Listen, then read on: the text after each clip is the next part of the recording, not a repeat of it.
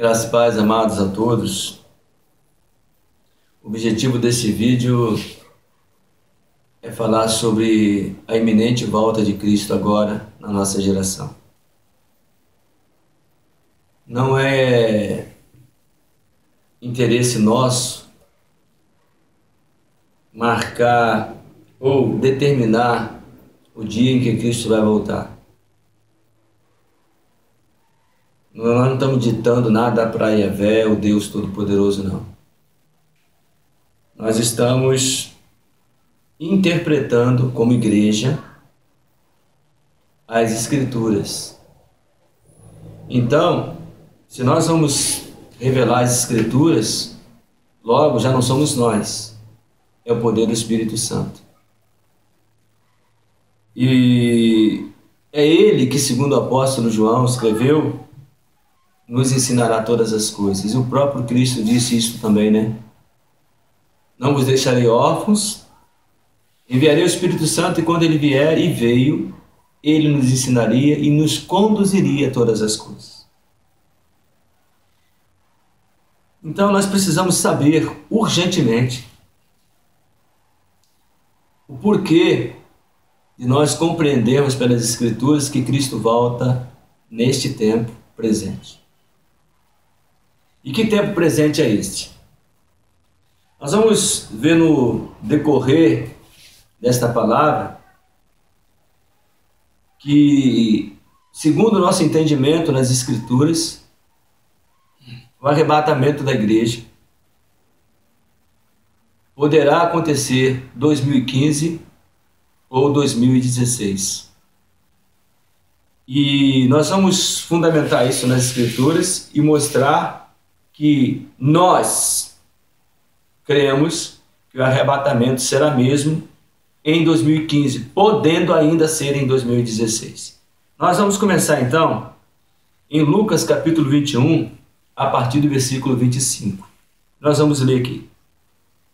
E haverá sinais no sol, e na lua, e nas estrelas, e na terra, angústia das nações, em perplexidade pelo bramido do mar e das ondas, homens desmaiando de terror na expectação das coisas que sobrevirão ao mundo, porquanto os poderes do mundo serão abalados. E então verão ver o Filho do Homem numa nuvem com poder e grande glória. Ora, quando essas coisas começarem a acontecer, olhai para cima e levantai a vossa cabeça, porque a vossa redenção está próxima. São sinais. E no meio desta fala, no meio desta profecia, Cristo introduz uma parábola. Veja só. E disse-lhes uma parábola: olhai para a figueira e para todas as árvores. Quando já começam a brotar, vós sabeis por vós mesmos, vendo-as, que perto está já o verão. Assim também vós, quando virdes acontecer essas coisas, sabei que o reino de Deus está perto. Em verdade vos digo que não passará esta geração até que tudo aconteça. Passarão o céu e a terra, mas as minhas palavras não hão de passar. Esta é a fala de Cristo que ele introduz uma parábola dentro da fala. Ele mostra que haveria sinais no sol, na lua e nas estrelas, e na terra, angústia das nações, em perplexidade pelo bramido do mar e das ondas. É lógico que isso aí nós estamos vendo, são tsunamis violentos que vão sacudir o planeta, e não há como fugir disso. Sabe por quê? Porque é a palavra de Yeshua, é a palavra de Cristo.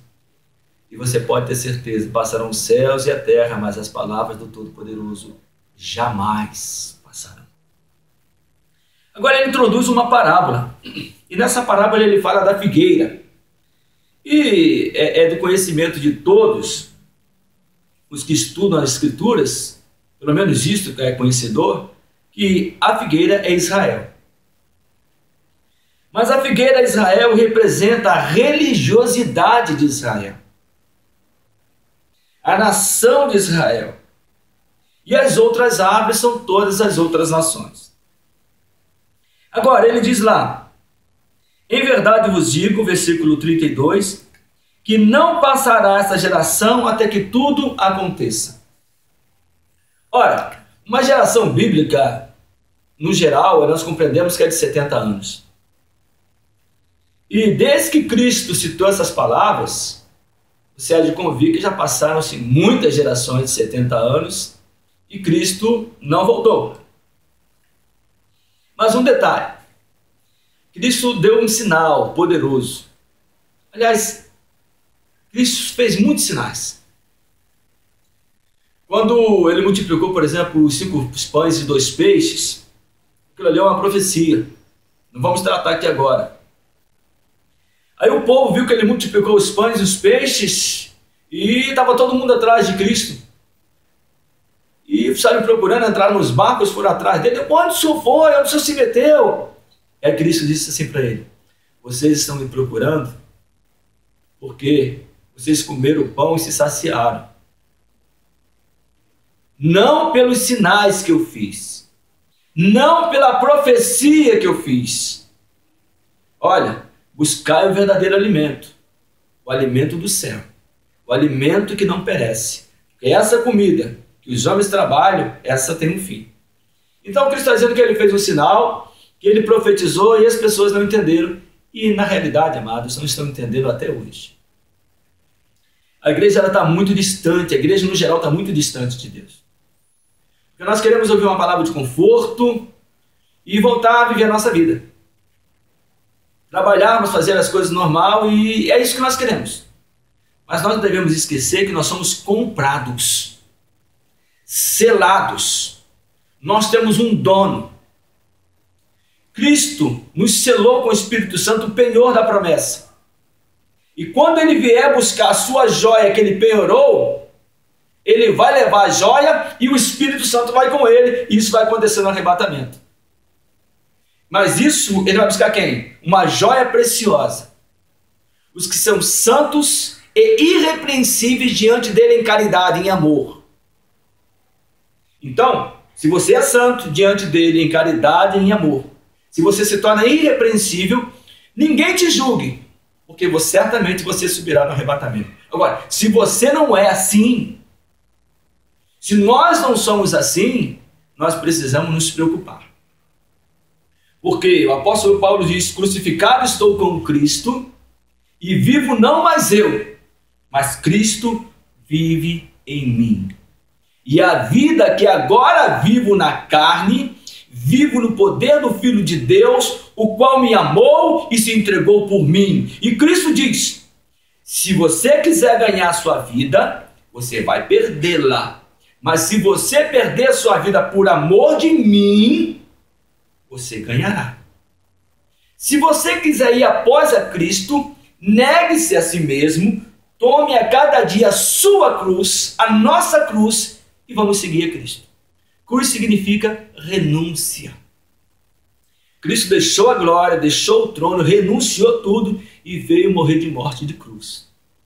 E a mesma proposta, uma proposta assim, parecida nós temos. Renunciar a nossa vida, os nossos prazeres, não fazer a vontade da carne nem dos pensamentos e seguir a Cristo. Essa é a proposta de vida de um cristão. Se você faz isso, se você anda neste caminho, ninguém pode te julgar. Porque nós somos salvos pela graça. Pela graça sois salvos, por meio da fé. Isso não vem de vós. Não vem das obras, seja a obra da lei, seja qualquer obra, não vem das obras, para que ninguém se glorie. Isso é dom de Deus. É pela fé, a qual há muito tempo, lá no 3º milênio, foi dado ao crente Abraão. Então nós temos que entender e compreender os mistérios de Cristo através do Espírito Santo. E é por isso que nós precisamos gravar este vídeo falando que nós dependemos do Espírito Santo. Então nós queremos falar da geração de Israel. Porque na realidade Cristo usou a figueira para se referir a Israel. E disse que não passaria essa geração. Como nós vimos, já passaram-se muitas gerações e não veio. De qual geração Cristo está falando? Quando Cristo disse essa palavra, Israel era um povo. Ele não tinha uma nação, um território, como por exemplo o território nacional nosso, que é o território brasileiro. Israel era um povo disperso. Mas em 14 de maio de 1948, segundo o calendário gregoriano, com um voto Minerva de um brasileiro chamado Oswaldo Aranha, Israel tornou-se nação novamente. Israel agora, 14 passado, agora anteontem, Israel completou 67 anos. E é desta geração que Cristo está falando que não passaria, a geração da figueira. E uma geração da figueira é de 70 anos. É a geração citada no Salmo 90. Quando Moisés fala da geração de Israel, que seria de 70 anos, e os que passam disso é enfado e canseira, aí já entra lá até um pouco período da grande tribulação. Por que a geração de 70 anos? Além do Salmo 90, se nós analisarmos as escrituras, 70 anos foi o cativeiro babilônico. E 70 semanas são as semanas que foi revelada a Daniel. E se nós basearmos também na palavra de Cristo, diz quando os discípulos olharam para a estrutura do templo e disseram assim, ficaram maravilhados: olha, mestre, que maravilha essa estrutura, olha como esse edifício é maravilhoso, aquele templo construído por Herodes, no caso foi o quarto templo. Cristo disse para os discípulos assim: em verdade vos digo que não ficará aqui pedra sobre pedra que não seja derribada. E esta palavra se cumpriu também 70 anos depois de Cristo, quando o general Tito invadiu Jerusalém, e segundo os historiadores, morreram cerca de 1.100.000 judeus, porque não creram na palavra de Cristo. Então nós compreendemos que a geração que Cristo falou é a de 70 anos, é a de Israel. Israel fez agora 67 anos, completou 67 anos. Para ele chegar aos 70 anos, faltam 3 anos. Então só por aí já dá para você entender, compreender que Cristo está às portas. Agora nós precisamos entender uma outra coisa, é que existe uma diferença hoje entre Israel e a igreja. Por mais que Cristo tenha separado, destruído a parede que dividiu os dois povos fez um, conforme o apóstolo Paulo escreve aos Efésios, contudo, os israelitas ainda hoje não reconhecem Cristo como Messias. Mas as Escrituras dizem que eles vão reconhecer.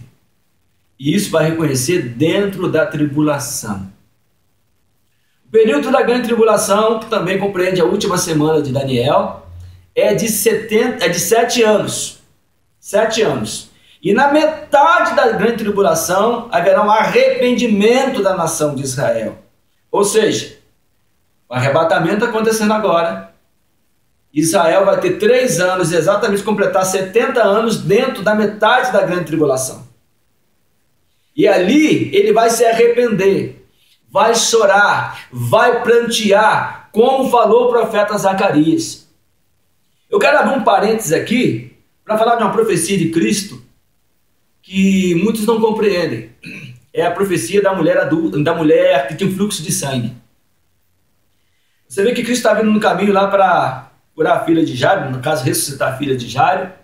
E no meio do caminho, no meio da multidão, alguém toca ele e ele para e pergunta: quem me tocou? O apóstolo Pedro diz assim: todos te tocam e tu perguntas quem te tocou? Ele diz: não, alguém me tocou com fé, porque de mim saiu virtude, de mim saiu poder, disse Cristo. E aquela mulher, não podendo se esconder, ela se revelou e disse: sou eu. E o texto diz que aquela mulher havia 12 anos, presta atenção nisso, 12 anos que havia aquele fluxo de sangue e ela gastara tudo com os médicos sem poder resolver. Olha, esta mulher representa as 12 tribos de Israel. De que forma?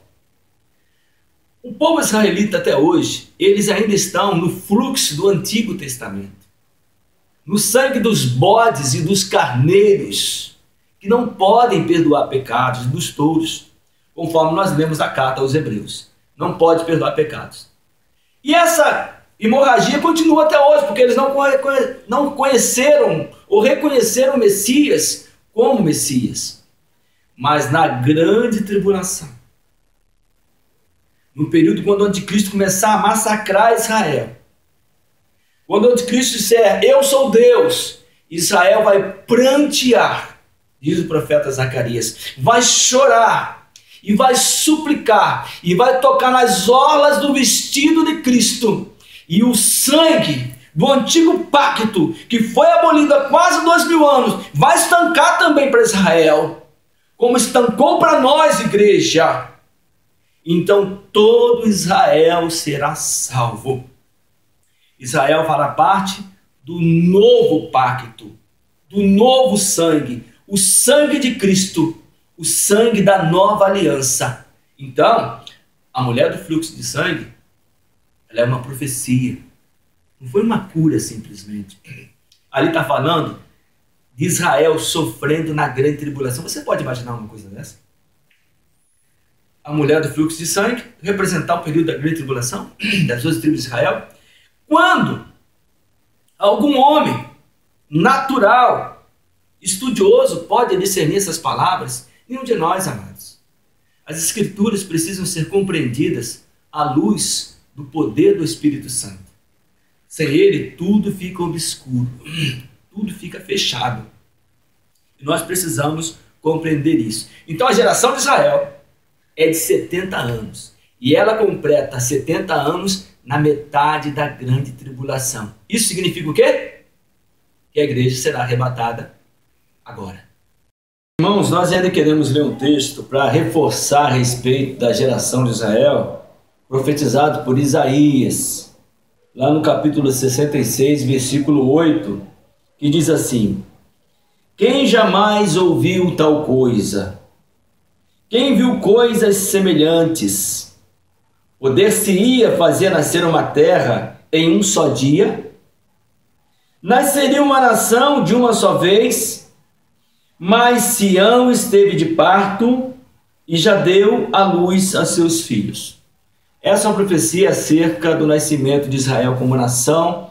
Como nós já falamos, Israel era um povo espalhado por todos os cantos do planeta. E em 48 Israel foi congregado de novo como nação. Nação. A nação de Israel nasceu em 1948, voltamos a repetir, com um voto Minerva decisivo de um brasileiro chamado Oswaldo Aranha. E nós não podemos esquecer que a promessa que o Senhor fez a Abraão é assim: abençoarei os que te abençoarem e amaldiçoarei os que te amaldiçoarem. Então o Brasil, de uma certa forma, foi muito abençoado com essa colaboração maravilhosa que o Oswaldo Aranha deu para restituição a Israel como nação em 48. Israel completou 67 anos, então falta 3 anos para Israel completar 70 anos e cumprir essa escritura. Mas antes disso, a igreja vai ser arrebatada. E é sobre a igreja que nós queremos falar. Mas antes disso, nós queremos dizer que hoje existem 2 igrejas aqui: Filadélfia e Laodiceia. Filadélfia é aquela igreja amorosa, o próprio nome já diz. Amor fraternal. Né? É aquela igreja que se ama. É uma igreja que tem pouca força, mas que não nega o nome de Jesus, Yeshua. Não negocia. Já Laodiceia não. Laodiceia é uma igreja rica, é uma igreja prepotente. Como dizes, rico sou, estou enriquecida e de nada tenho falta. Apocalipse capítulo 3. Aí o Senhor diz: e não sabes que é miserável, desgraçada, cega, pobre e nua. Totalmente nua. Então nós queremos falar do arrebatamento de Filadélfia, a igreja que sobe no arrebatamento. Aí você pode dizer: uai, uma igreja sobe, outra igreja fica? Assim. E Cristo já falou isso lá na multiplicação dos pães e dos peixes. Certo? Mas é um assunto que não dá para entrar aqui agora, é uma profecia maravilhosa, mas nós vamos falar isso em outro vídeo, mais detalhadamente para aquelas pessoas que queiram gastar tempo escutando a palavra de Deus. Porque nem todo mundo quer perder tempo, né? O vídeo, quando é muito longo, as pessoas não querem assistir. E nós temos o objetivo aqui de colocar diretamente que Cristo volta nessa geração, por isso nós vamos falar sobre esse assunto agora. Agora nós queremos falar da igreja, e para tanto eu quero ler, nós leremos João capítulo 20, a partir do versículo 11, onde Cristo encontra-se ali com Maria Madalena. Olha só que palavra maravilhosa. E Maria estava chorando fora junto ao sepulcro. Estando ela, pois, chorando, abaixou-se para o sepulcro e viu 2 anjos vestidos de branco, assentado onde jazera o corpo de Jesus, um à cabeceira e o outro aos pés. E disseram-lhe eles: mulher, por que choras? Ela lhes disse: porque levaram o meu Senhor e não sei onde o puseram. E tendo dito isso, voltou-se para trás e viu Jesus em pé, mas não sabia que era Jesus. Disse-lhe Jesus: mulher, por que choras?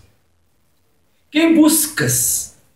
Ela, cuidando que era o hortelão ou jardineiro, disse-lhe: Senhor, se tu o levaste, dize-me onde o puseste, e eu o levarei. Disse-lhe Jesus: Maria. Preste atenção. Ela, voltando-se, disse-lhe: Rabone, que quer dizer mestre. Disse-lhe Jesus: não me detenhas, ou seja, não me toques, porque ainda não subi para o meu Pai. Mas vai para meus irmãos e dize-lhes que eu subo para o meu Pai e vosso Pai, meu Deus e vosso Deus. Maria Madalena foi e anunciou aos discípulos que vira o Senhor e que lhe dissera isso. Só se nós lermos os evangelhos, a continuação, nós vamos observar que os discípulos não acreditaram em Maria. E por que este foi o primeiro encontro? Porque Maria Madalena foi o primeiro encontro. Foi a primeira pessoa a ver Cristo. Irmãos, a Bíblia é toda uma palavra profética. Nada que envolve a Cristo na Bíblia, nada que está escrito aqui é por acaso. Tudo tem um significado profético. Você vê que Maria, ela estava angustiada. Jesus tinha muitos discípulos, inclusive os apóstolos, mas eles ficaram lá trancados. Mas Maria não, Maria desejou Cristo, ela estava ansiosa por Cristo, ela estava desejando Cristo e ela encontrou Cristo, ou antes, ela foi encontrada por Cristo. E aqui já vale uma dica para nós. Tem muita gente buscando Cristo, mas poucas pessoas desejando, chorando, se humilhando por Ele e amando-o de verdade. Agora nós precisamos entender por que Maria Madalena foi a primeira pessoa. Porque ela representa a igreja. Ela está ali como mulher. Olha só, Cristo primeiro chama ela de mulher. Mulher. E depois chama ela pelo nome de Maria. Você sabe o que significa Maria? O nome Maria significa Senhora Absoluta. E Madalena, cidade das torres. Alguma coisa para a gente aí? Alguma visão, alguma revelação? Absoluto nas escrituras só Yeshua e Yahvé, o Espírito Santo. Eles são absolutos. Mas agora o nome Maria é chamada Senhora Absoluta. E quem é a Senhora Absoluta nas escrituras, senão a igreja? A esposa do Cordeiro, imaculada, irrepreensível, lavada e remida no sangue de Cristo, sem pecado, porque os pecados foram todos lavados, nenhuma condenação há para a igreja. que está em Cristo Jesus, que não anda segundo a carne, mas segundo o Espírito. A igreja é absoluta. Absoluta, Senhora absoluta. E Madalena significa cidade das torres. Nós estamos mostrando que esse encontro com Jesus, com Maria, é o encontro de Cristo com a igreja. É o primeiro encontro, porque a igreja vai no arrebatamento, é a primeira a ser arrebatada da igreja. E Maria Madalena representa isso. Depois os discípulos vieram, então Israel só entra depois, na metade da grande tribulação. Olha só, Paulo escrevendo aos Efésios, capítulo 2, eu quero ler. Efésios 2, 20 a 22 diz assim: edificados sobre o fundamento dos apóstolos e dos profetas, de que Jesus Cristo é a principal pedra de esquina, no qual todo edifício bem ajustado cresce para templo santo no Senhor, no qual também nós, ou vós, juntamente sois edificados para a morada de Deus no Espírito, ou em Espírito. Olha só, no qual todo edifício bem ajustado cresce para templo santo no Senhor. Maria significa o quê, Madalena? Cidade dos edifícios, cidade das torres. É a igreja, irmão. A igreja é a primeira a encontrar-se com Jesus. É a primeira que sobe no arrebatamento. Agora, um detalhe aqui. Você sabe que Cristo não permitiu que Maria Madalena o tocasse. Por quê?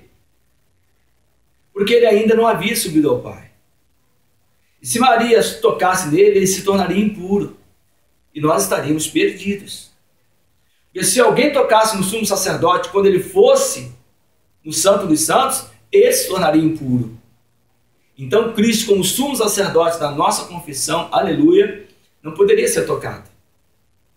Então não me toque, porque ainda não subiu ao Pai. Aí tem uma história maravilhosa que Paulo escreve em Efésios capítulo 4, que também não vamos falar aqui agora, porque antes de subir, ele desceu as partes mais baixas da terra e levou cativo o cativeiro. Depois ele sobe, apresenta lá o cativeiro ao Pai, com as primícias, e depois volta e fica 40 dias aqui, é visto por mais de 500 irmãos. Depois ele sobe, e aí depois de 10 dias vem o Espírito Santo, coisa que nós vamos falar mais à frente. Mas nós queremos que as pessoas possam entender que Maria Madalena, Senhora absoluta, cidade dos edifícios, igreja do Deus vivo, Assembleia Universal dos primogênitos, escrito nos céus, aleluia, somos nós. A igreja santa, amada e irrepreensível que sobe no arrebatamento. Agora eu quero ler um texto para vocês, de 1 Coríntios, capítulo 15, versículos 50 a 52. 1 Coríntios 15, 50 e 52. Diz assim: e agora digo isto, irmãos, que carne e sangue não podem herdar o reino de Deus, nem corrupção herdar a incorrupção. Eis aqui vos digo um mistério. Na verdade, nem todos dormiremos, mas todos seremos transformados. No momento, no abrir e fechar de olhos, ante a última trombeta, porque a trombeta soará e os mortos ressuscitarão incorruptíveis e nós seremos transformados. Paulo está falando ao soar da última trombeta. Mas que trombeta é essa? Alguns irmãos já sabem que trombeta é essa, alguns irmãos já estão bem cientes. Mas tem outro texto ainda, Paulo escrevendo aos Tessalonicenses, no capítulo 4, 1 Tessalonicenses, capítulo 4, 16 e 17, diz assim: porque o mesmo Senhor, Yeshua, descerá do céu com alarido e com voz de arcanjo e com a trombeta de Deus. E os que morreram em Cristo ressuscitarão primeiro. Depois nós, os que ficarmos vivos, seremos arrebatados juntamente com Ele nas nuvens, a encontrar o Senhor nos ares, e assim estaremos sempre com o Senhor. Olha só, a igreja, Cristo não toca a terra no arrebatamento. Nós vamos encontrar com Ele nos ares, ao soar da trombeta de Deus. Então nós precisamos compreender o que significa essas trombetas. Quando Paulo escreve lá em 1 Coríntios, ao soar da última trombeta, ele não está falando das 7 trombetas do Apocalipse, não. Porque o Apocalipse foi escrito muito depois da carta do apóstolo Paulo aos Coríntios.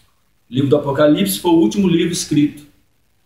Então, foi bem depois. Paulo está falando da festa das trombetas. Nós precisamos entender isso.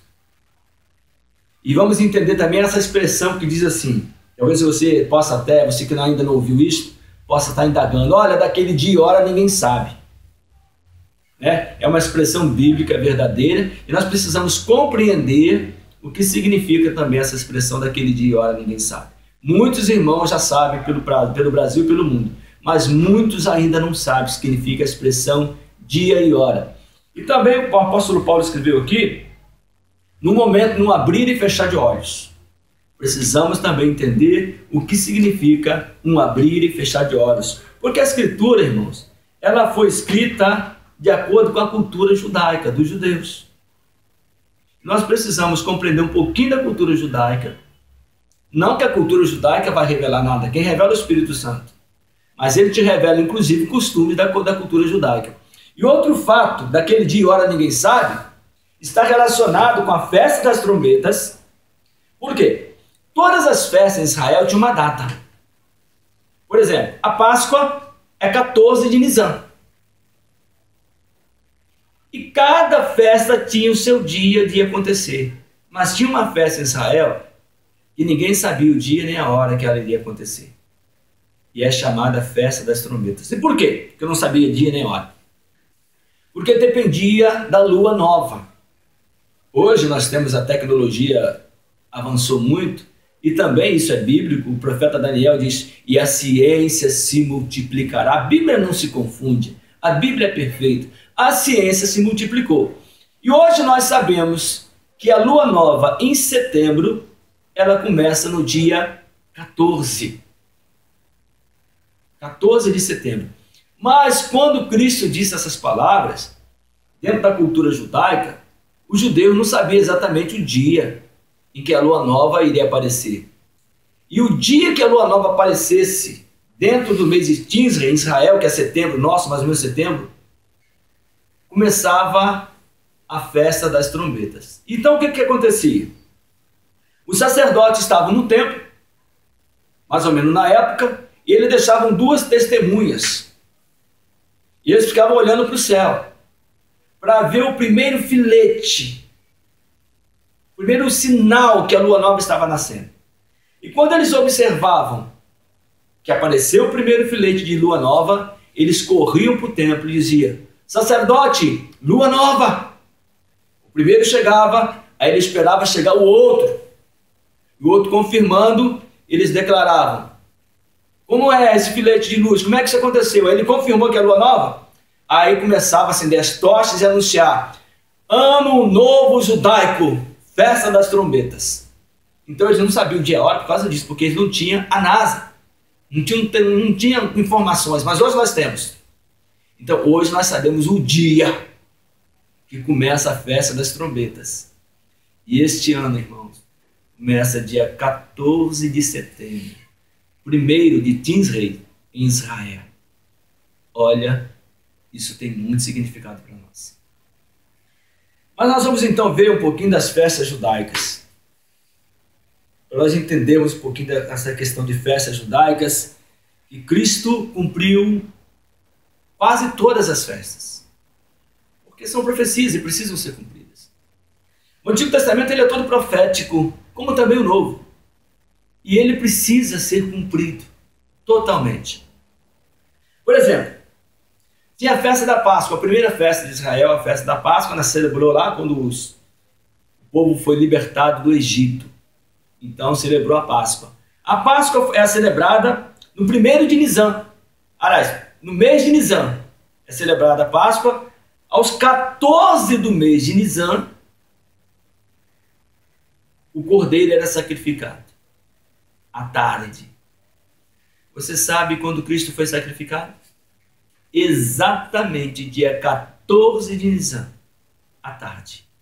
Cristo morreu às 3 horas da tarde, ou à 9ª hora no calendário judaico. Então nós vemos aí que Cristo cumpriu a Páscoa exatamente no dia da Páscoa, 1º de Nisan, que é o primeiro dia do calendário religioso judaico. Cristo cumpriu a Páscoa. Essa é a primeira festa. A segunda festa é a festa dos pães asmos, que dura 7 dias. Ora, Cristo morreu por nossos pecados e ele cumpriu também a festa dos pães asmos. Sepultado, ficou sepultado. Mas dentro da festa dos pães asmos tem a festa das primícias. A festa das primícias acontece dentro dos 7 dias da festa dos pães asmos. E você sabe quando Cristo ressuscitou? Exatamente no dia das primícias. Exatamente no dia das primícias. Ou seja, o Senhor cumpriu a festa da Páscoa, cumpriu a festa dos pães ázimos e cumpriu a festa das primícias. No dia da primícia ele ressuscitou. Por quê? Porque Cristo é a primícia dos que dormem. É o primeiro a ressuscitar dos mortos. Eu quero ler um texto aqui, ver se eu acho que o apóstolo Paulo, escrevendo aos Coríntios, ele fala sobre isso. Diz assim, versículo 20 do capítulo 15. Mas agora Cristo ressuscitou dos mortos e foi feito as primícias dos que dormem. Meus irmãos, ele cumpriu exatamente a festa da Páscoa no dia 14 de Nisan. E ressuscitou exatamente no dia 16 de Nisan, que foi a festa das primícias. Cumpriu a festa dos pães ázimos. Ou seja, um corpo sem pecado. Jesus não tinha pecado. Você acha que ele não vai cumprir todas as datas? Todas as profecias bíblicas? Eu continuo lendo esse texto que diz assim: porque assim como a morte veio por um homem, também a ressurreição dos mortos veio por um homem. Porque assim como todos morrem em Adão, assim também todos serão vivificados em Cristo. Mas cada um por sua ordem. Cristo, as primícias. Paulo enfatiza de novo. Depois, os que são de Cristo na sua vinda, no seu arrebatamento. Então nós vemos que Cristo cumpriu Páscoa, cumpriu pães ázimos e cumpriu primícias. E a próxima festa é Pentecostes. Pentecostes é a próxima festa. Pentecostes, ela foi, eu não vou entrar muito na minúcias da festa, mas para você entender. Pentecostes, ela foi estabelecida porque Deus deu a lei a Moisés e ao povo de Israel no 50º dia depois da saída do Egito. Por isso Pentecostes, 50 dias depois da saída do Egito, o Senhor deu a lei em tábuas de pedra. Agora, será que Cristo também cumpriu Pentecostes? Vamos ver? A Escritura diz que Cristo, depois que ressuscitou, andou na terra por 40 dias e foi visto por mais de 500 irmãos. Lá em Atos capítulo 1, depois de 40 dias, ele tem a ascensão, ele é levado ao céu. Ele diz uma coisa para os discípulos, olha, os discípulos perguntam assim: restaurarás tu Israel neste tempo? Ele diz, olha, a vós não é dado conhecer os tempos que o Pai estabeleceu pelo seu próprio poder. Ou seja, tem um tempo estabelecido pelo Pai, pelo seu próprio poder. Mas naquela época o Senhor não falou com eles. Vocês serão minhas testemunhas, tanto em Jerusalém, em Samaria, até os confins da terra. E aí Yeshua sobe ao céu. Mas antes de mim ele disse, olha, ficar em Jerusalém, até que do alto sejais revestido de poder, porque há de descer o Espírito Santo sobre vós. E 10 dias depois, o Espírito Santo desce. Exatamente totalizando 50 dias. E desce quando? Em Pentecostes, é claro. Nessa época, em Pentecostes, concorria mais ou menos 2 milhões de pessoas a Jerusalém para celebrar Pentecostes. Os judeus vinham de todas as partes do mundo para celebrar Pentecostes. Por isso ali havia gente de todas as nacionalidades. E eles estavam celebrando Pentecostes aonde? No templo. Agora me responda uma coisa. O Espírito Santo veio onde? No templo onde tinha quase 2 milhões de pessoas? Não. Ele veio numa casa onde tinha 120 pessoas. E ali ele cumpriu o Pentecostes de que forma? Pentecostes agora não é lei mais escrita em tábuas de pedra, mas escrita nos nossos corações. Por isso que Estevão, lá em Atos capítulo 7, ele foi apedrejado quando ele tocou na ferida dos judeus, que são os construtores, e disse assim: Deus não habita em templos feitos por mãos de homens. O céu é o seu trono, e a terra é estrado nos seus pés. Que casa me edificareis? Ou qual será o lugar da minha habitação? Porventura, não fiz eu todas essas coisas? Diz o Senhor. Eles não puderam ouvir esse discurso de Estevão e apedrejaram Estevão. Então, aqui em Pentecostes, Cristo veio numa casa onde tinha 120 pessoas. Para quê? Para inaugurar o 6º templo. Outra coisa que nós precisamos saber para entender como Cristo está voltando. Vamos lá, então, falar um pouquinho desses templos. O primeiro templo, assim, foi o tabernáculo que Moisés recebeu a ordem de Deus, lá no Monte Sinai, diz: fazei tudo conforme o modelo que te mostrei no monte. O tabernáculo é fantástico. Ele é a figura de Cristo e da igreja. Perfeito. É uma figura, é um tipo. Depois do tabernáculo, Davi quis edificar uma casa e Deus disse: não, Davi, você não vai fazer, quem vai fazer é Salomão. E Salomão edificou o templo, aquele templo luxuoso em Jerusalém. Mas esse templo foi destruído na invasão dos babilônicos, uma profecia amplamente avisada por Jeremias e negligenciada pelos israelitas. Não deram ouvido a Jeremias, os babilônicos entraram e destruíram Jerusalém, botaram fogo e acabaram com o templo. Depois tem o 3º templo, eles levaram 70 anos no cativeiro, e depois Esdras, Neemias, Zorobabel vieram e reconstruíram o 3º templo. E novamente passou-se alguns anos e esse 3º templo também foi destruído. Depois, já nos dias próximos de Cristo, Herodes edifica o 4º templo e levou 46 anos edificando este templo. E foi por isso que eles até inclusive indagaram a Cristo quando disse: olha, derrubarei esse templo, em 3 dias reedificarei. Aí eles falaram assim: ué, Herodes levou 46 anos edificando esse templo, e você disse que vai tombá-lo e edificar em 3 dias? Não. Cristo falava do 5º templo, ou seja, o corpo dele. Então vamos lá, o templo de Herodes é o 4º e Cristo é o 5º templo. E o 6º templo, por que o Espírito Santo não veio em Pentecostes no templo? Porque aquilo ali já não valia mais nada para Deus. Aquilo ali passou. Ele veio inaugurar o 6º templo, o qual somos nós, que adoramos a Deus em espírito, como olhamos Paulo escrevendo aos Efésios, para a morada de Deus, casa espiritual, edifício espiritual para a morada de Deus em espírito. Então foi inaugurado o 6º templo. Só abre uma deixa aqui, irmãos, que tem uma música que diz assim: a glória da segunda casa será maior que a da primeira. Acho que a maioria dos crentes conhece essa música. Só que essa música, irmão, não tem fundamento bíblico nenhum. Porque a glória é da última casa, não é da segunda. Se você lá lê o texto de Ageu, acho que 2:9, diz assim: porque a glória desta última casa será maior que a da primeira. Não tem segunda lá. Eu não sei de onde que eles tiraram essa segunda casa, mas na Bíblia não está escrito. Pode ler lá. Ageu 2:9, a glória da última casa. E que última casa é essa? Vamos contar de novo, para nós entendermos que Yeshua vem agora. Primeira casa, tabernáculo. Segunda casa, templo de Salomão. Terceiro, Esdras e Neemias. Quarto, o de Herodes. Quinto, o corpo de Cristo. O sexto, nós estamos vendo aqui, somos nós.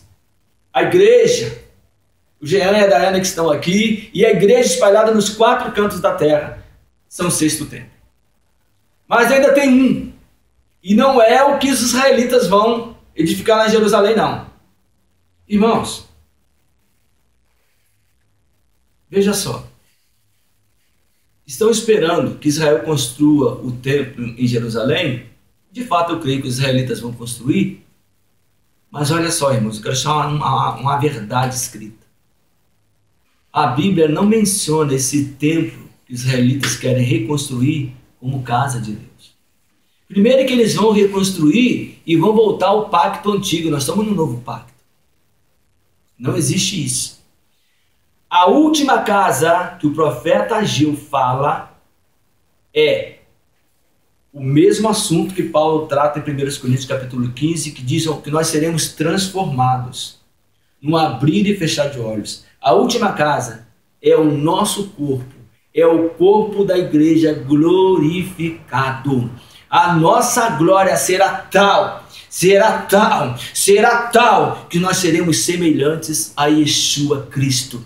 Então a glória desse nosso corpo será maior que da primeira. E que primeira é essa? A primeira casa envolve toda a casa terrena, todos os templos terrenos, desde o tabernáculo até o nosso corpo aqui agora, que é o sexto. Isso é templo terreno, isso é casa terreno, porque o apóstolo Pedro diz, essa casa terrestre vai se desfazer. Então tudo que houve aqui na terra, todos os templos constituem a primeira casa.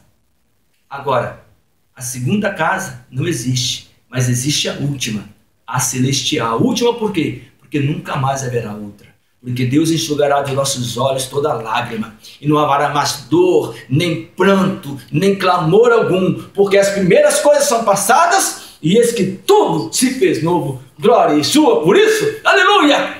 Então Cristo está voltando agora. Certo, irmãos? Agora nós vamos então pegar as festas judaicas.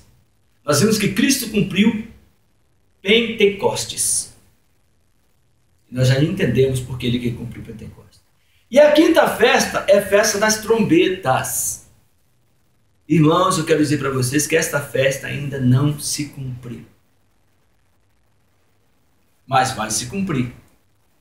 Agora um detalhe. E vai se cumprir no dia dela. Porque se todas as outras foi exatamente no dia, você acha que Cristo vai menosprezar a palavra dele? Passará os céus e a terra, mas a minha palavra não passará. Ele vai cumprir a festa das trombetas. E a festa das trombetas este ano está entre 14, são 2 dias, 14 e 15 de setembro. Irmãos, olha, se você é justo, justifique-se mais ainda.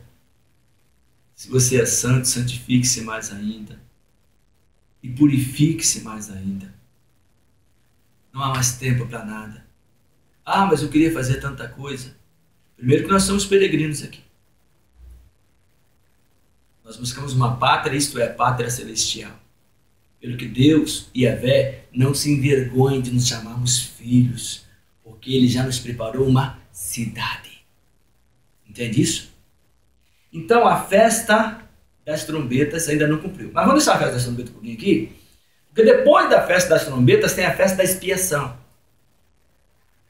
É a sexta festa de Israel.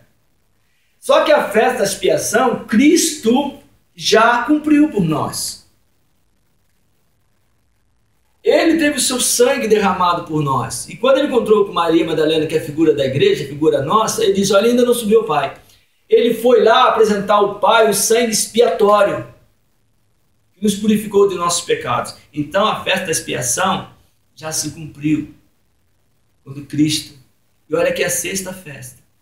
Você sabe por que a expiação é a sexta festa? Você tem alguma ideia? Você já pensou por que a sexta festa é essa? Porque desde Adão até que Cristo venha, vão dar exatos 6 milênios. Por isso é a sexta festa.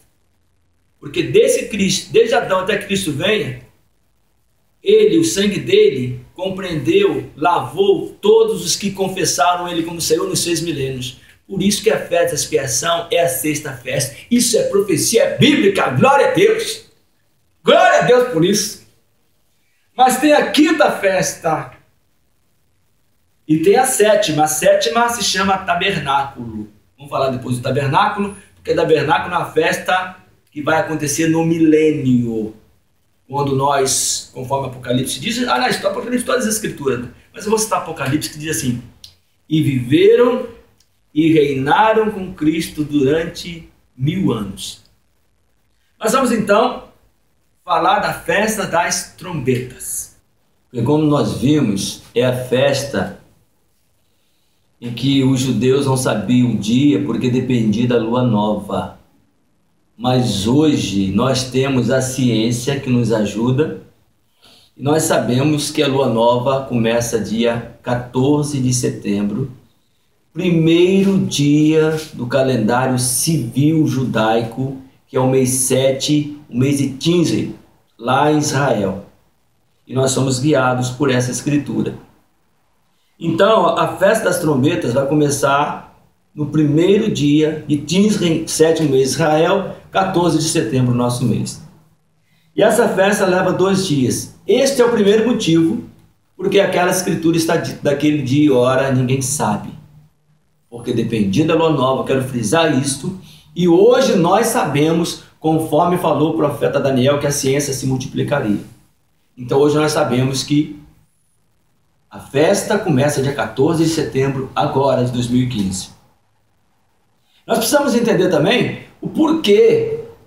Porque desde Cristo, quantas festas das trombetas já tiveram? Mais de 1900. E Cristo não voltou nenhuma delas. Então nós temos que entender o porquê que nós estamos imaginando e sonhando e desejando que ele volte agora nesta festa das trombetas de 2015 ou no máximo na festa de trombeta 2016. Isso nós vamos ver também. Mas relacionado àquele dia e hora, ninguém sabe também, tem o casamento judaico. Porque o casamento judaico era assim: o pai vinha, escolhia a noiva para o filho e apresentava o filho. Apresentava a noiva para o filho e o filho para a noiva. Se ambos gostaram um do outro, eles, tá tudo ok, você gostou do meu filho, você gostou da noiva, então vamos fazer aqui um contrato. Eu estou pagando um dote, o pai pagava um dote e assinava um contrato, certo? Aí esse contrato era assinado de que forma? Era uma aliança, assinada de que forma? Trazia um cálice de vinho, uma taça, e ambos, o noivo e a noiva, bebiam na mesma taça de vinho.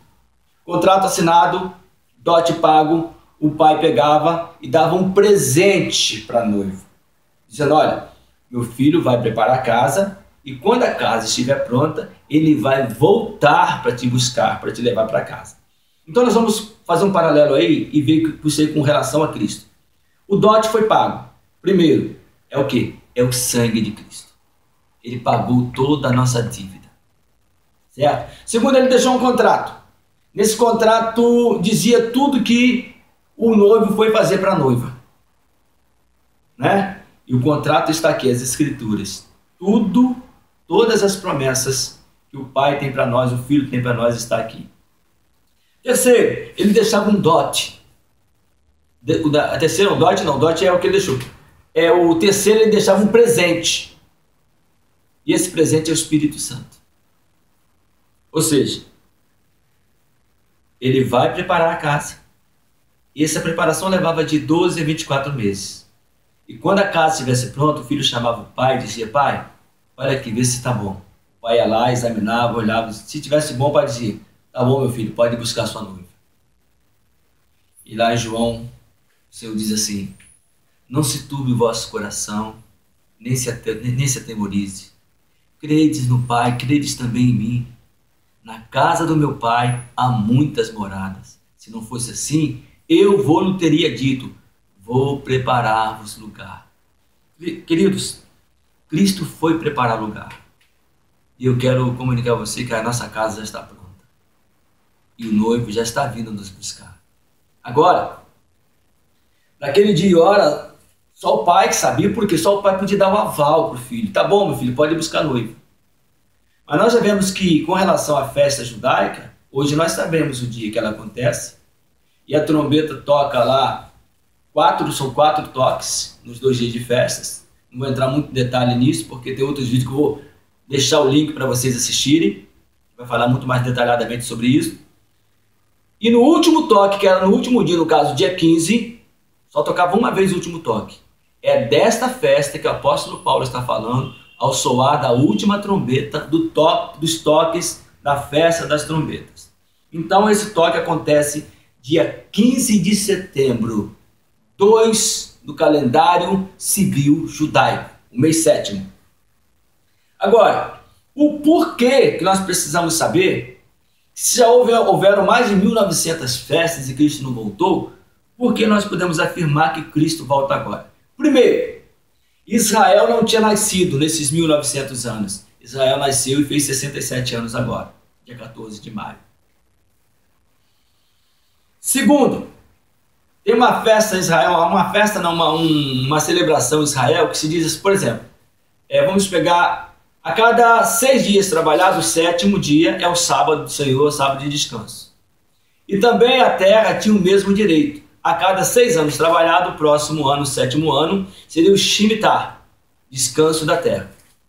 E a cada período de 7 anos, ou seja, 49 anos, você acrescentava mais um e ocorria o jubileu.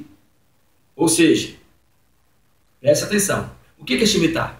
Tem vários vídeos que eu vou botar o link também para vocês verem detalhadamente. Nós não vamos entrar em detalhe nenhum agora, porque tomaria muito tempo. Mas o Shemitah diz o quê? Quando fosse no 7º ano, todas as dívidas dos irmãos israelitas, um para o outro, era perdoada. No 7º ano, se eu estivesse devendo alguma coisa ao meu irmão, a minha dívida tinha que ser perdoada. Esse é o 7º ano, ano de descanso da terra. Eles não podiam colher nada, era um ano de descanso. Entende? Vou botar o link para vocês a respeito das festas. Mas a dívida era perdoada. E a cada período de 7 anos, ou seja, 49 anos, deveria ocorrer o jubileu. E aí que a coisa vai pegar muito interessante para nós. Por quê? Porque no jubileu, eles tinham, além do perdão das dívidas, por exemplo, se meu pai foi dono de uma terra há 40 anos atrás e ele perdeu a terra para um irmão judeu, no jubileu, esse irmão judeu tinha que devolver a terra para os seus filhos, caso o pai não estivesse vivo. E caso o filho não estivesse vivo, algum parente, algum familiar tinha possessão da terra. Era tudo devolvido. Perdoadas as dívidas e devolvidos os bens. Bem, nós sabemos que nós temos os nossos pecados perdoados por Cristo Jesus, nosso Senhor. Porque Ele entrou no 7º dia. Ele entrou no seu descanso e perdoou todas as nossas dívidas. Por isso nós adoramos a Deus no seu descanso. Deus é Espírito e importa que aqueles que o adorem em Espírito e em verdade. A palavra sábado significa repouso, descanso. Ele quer ser adorado no seu sábado, ou seja, no seu lugar de repouso, em Espírito e em verdade. É lá que nós adoramos. Seja segunda-feira, seja terça, quarta, quinta, sexta, sábado ou domingo. Não importa. No céu é sempre sábado. Porque é o dia do Senhor. E é lá que nós adoramos e é lá que nós temos toda a nossa dívida perdoada. Certo? Mas o jubileu também tinha a devolução dos bens. Queridos, lá no princípio, Adão e Eva pecaram. Mas antes deles pecarem, o Senhor diz, domine sobre tudo. A terra foi dada ao homem para dominar sobre toda a terra. Porque do Senhor é a terra e a sua plenitude. Mas o que o homem fez? O homem pecou e passou esse direito de domínio para os demônios, para Satanás. E por isso que a terra está gemendo. E nós estamos chegando no final do 6º milênio. E no 7º milênio vai ser o jubileu milenar, onde nós teremos todas as nossas dívidas perdoadas, já temos, e voltaremos ao Éden, voltaremos a possuir a terra, será devolvido aquilo que o diabo tirou, porque Deus tem promessa para com aqueles que são fiéis para com Ele. Vai devolver-nos a terra e nós vamos reinar com Cristo durante 1000 anos. É o 7º milênio, o milênio do jubileu, do Iovel. Agora você imagina, dia 13 de setembro de 2015, agora, sabe o que acontece? Termina o 7º Shemitah. E logo depois, começa o jubileu.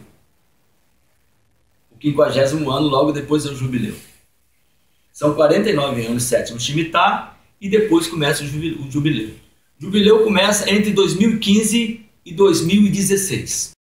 E agora, ou seja, entre 2015, final de 2015 até 2016, setembro de 2015 até setembro de 2016, começa o jubileu 2015 e termina em setembro de 2016. Só que o jubileu, queridos, é um período que ele só acontece de 50 em 50 anos. Então, outro jubileu só daqui a 50 anos. E a Escritura diz que passarão os céus e a terra, mas as minhas palavras jamais passarão.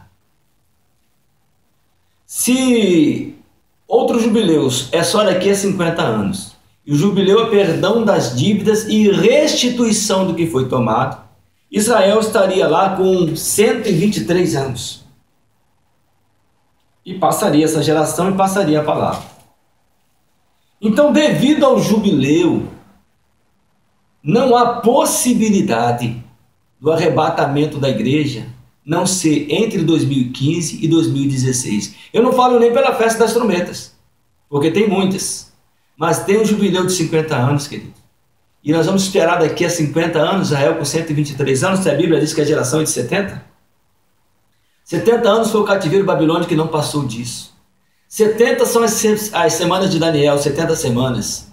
E 70 anos, nós já falamos, foi a destruição do templo de Jerusalém. E 70 anos será essa geração. Então nós vamos recapitular um pouquinho. Israel completa 70 anos daqui a 3 anos. A igreja sendo arrebatada agora no ano do jubileu, Israel fica de fora porque não creu, ele vai ser arrebatado no meio da tribulação quando ele faz 70 anos. Ora, nós não temos outro jubileu nos próximos 50 anos. Então, nós só podemos entender que o arrebatamento da igreja é agora. Agora nós queremos mostrar outra coisa para você, que fala das 70 semanas de Daniel. Eu quero ler lá o texto de Daniel, capítulo 9. As 70 semanas de Daniel, para nós entendermos mais um pouquinho a fidelidade de Yeshua com as datas bíblicas. Os números bíblicos, eles têm um significado todo profético. Por exemplo, o número 4, o número 40, o número 400 e o 4000, quando vocês veem esses números na Bíblia, eles têm o mesmo significado. 3, 30, 300, 3000, a mesma coisa. 2, 20, 200, 2000, 6, 60, 600, 6000, 7, 70, 700, 7000, e sim todos os números. Eles têm o mesmo significado. Por exemplo, 4, 40, 400, 4000 representa o quê? A terra antes de Cristo. Porque Cristo nasceu no ano 4000. Primeiro de Nisan do ano 4000 foi o dia do nascimento de Cristo.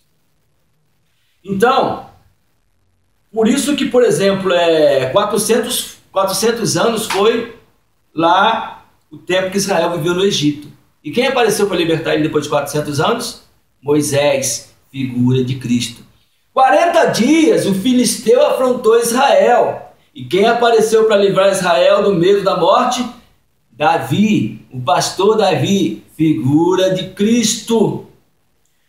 4000 anos o povo ficou sem esperança, porque o Antigo Testamento, o sangue dos bodes e dos cordeiros não podia justificar ninguém.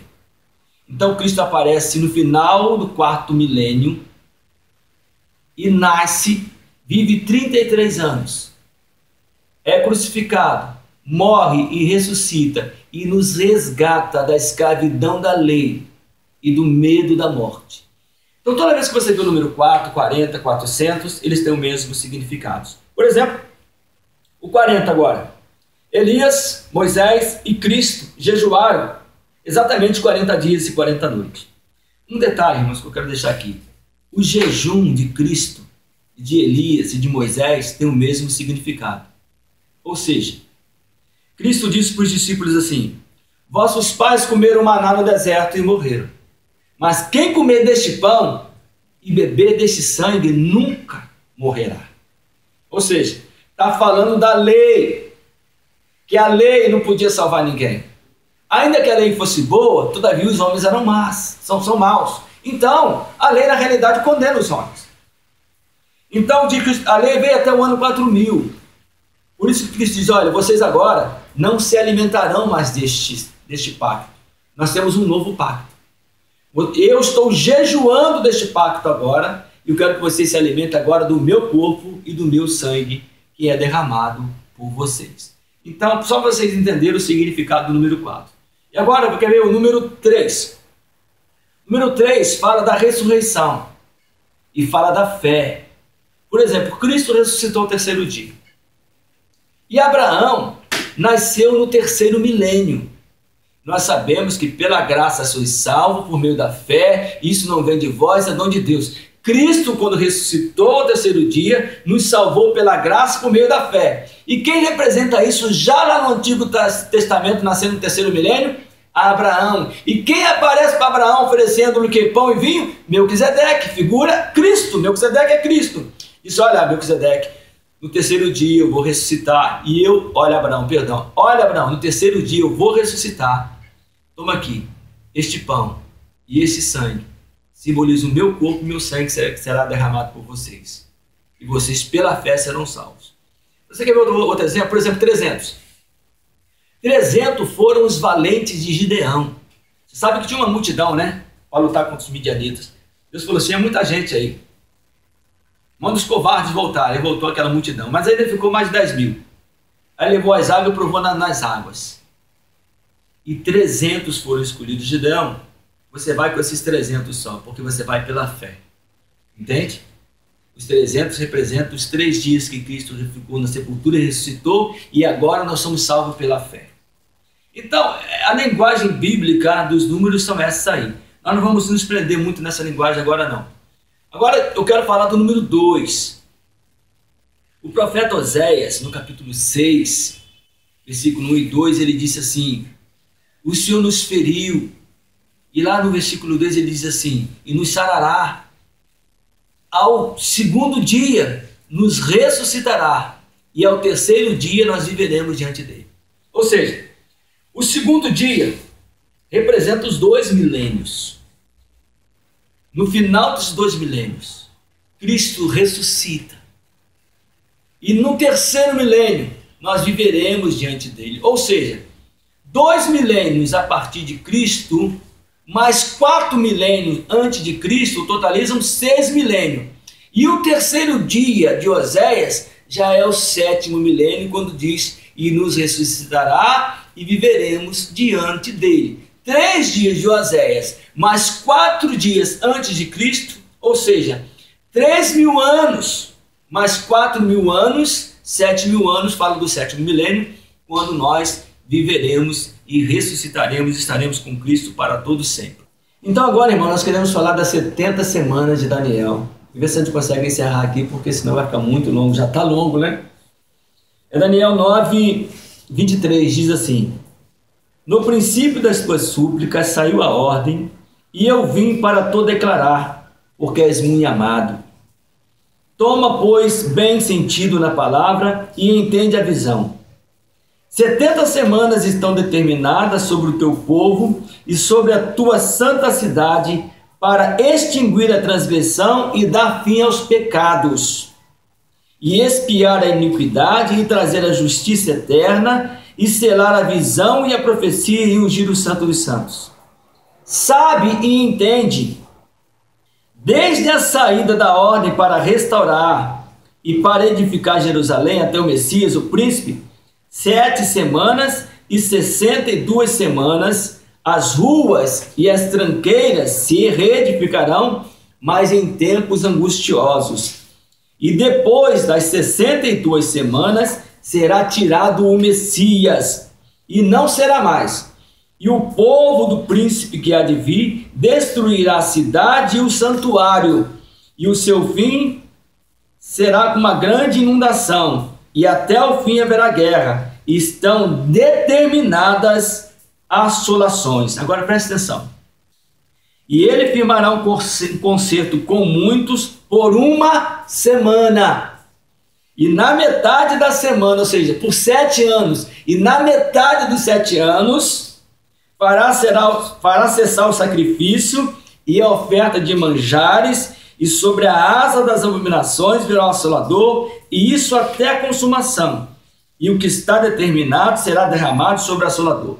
Você lembra que nós falamos aqui que no meio dos 7 anos, quando Israel completa 70 anos, o anticristo corta a aliança? Pois é aqui Daniel falando das 70 semanas. Agora nós vamos entender um pouquinho as 70 semanas. As 70 semanas estão divididas em 3 partes. Primeiro, são semanas de anos. Primeiro são as 7 semanas. Saiu a ordem para reedificar o templo lá de Neemias, Zorobabel. Então aquele templo ali de Esdras.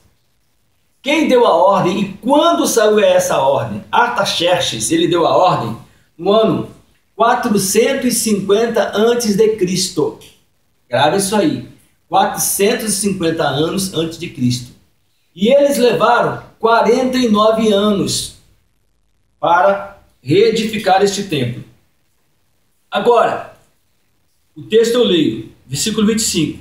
Sabe e entende, desde a saída da ordem para restaurar e para edificar Jerusalém até o Messias, o príncipe, 7 semanas. Veja bem, 7 semanas de anos são 49 anos. E 62 semanas. Ou seja, das 70 semanas de Daniel, você tirou 7 mais 62. Ou seja, dão 69 semanas. Está faltando 1 semana aí, irmãos. E as ruas e as tranqueiras se reedificarão, mas em tempos angustiosos. E depois das 62 semanas será tirado o Messias. Olha só. 7 semanas, mais 62 semanas, 69 semanas. 69 semanas, irmãos, dão 483 anos. Olha, a ordem saiu no ano 400 a.C. Cristo nasceu no ano 4000. 1º de Nisan, mais 33 anos que ele viveu, dá quanto? 483. Exatamente no dia que o profeta Daniel falou. Você acha que Cristo não vai cumprir as Escrituras? Cumpriu tudo, irmãos. 483 anos. 450 anos antes da ordem. Mais 33 de Cristo. 483, viveu 33. É minucioso. 69 semanas dão 483 anos. Isso é impressionante. Isso é matemática de Deus. 483 porque Cristo morreria com 33 anos. E exatamente no dia que a profecia diz que ele seria tirado, ele foi tirado. Então, eu estou vendo que Cristo cumpre tudo. Eu estou esperando, irmãos, arrebatamento para setembro. Você pode achar isso loucura, mas é tudo isso que a Escritura diz. Mas você deve lembrar que está faltando 1 semana. 1 semana de anos são 7 anos. E justamente a grande tribulação será de 7 anos. Agora presta atenção nisso aqui. Falta a última semana para quê? Qual a finalidade dessa última semana? Sabe e entende, desde a saída da ordem para restaurar.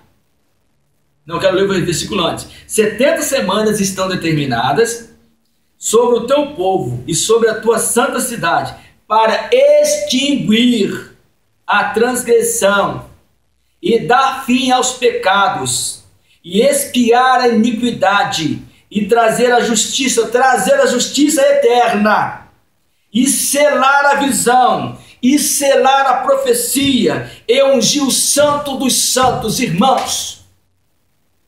Vai extinguir o pecado, vai extinguir a iniquidade, vai cumprir as profecias quando?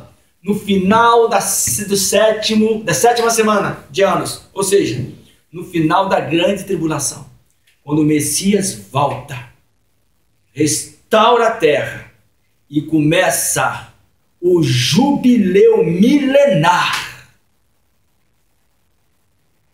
Irmãos, quero parar por aqui, porque senão a gente vai ficar aí falando horas e horas e horas, porque a Escritura é muito grande e eterna.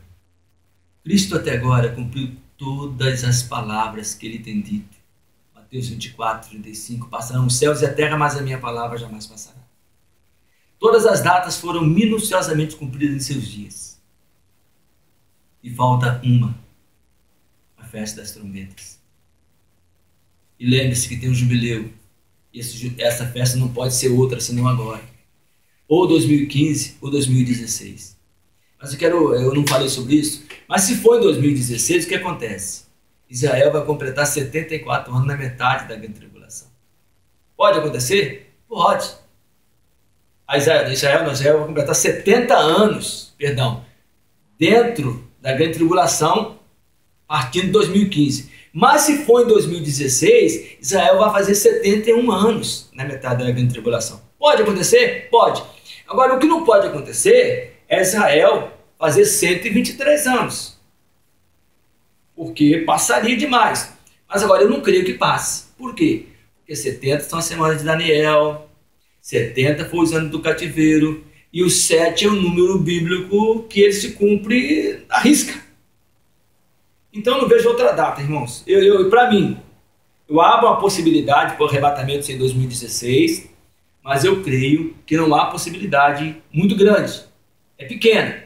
A possibilidade maior é para ele acontecer agora, em 2015, ou seja, daqui a pouco mais de 100 dias. Está preparado para isso? Ou acha que isso é loucura?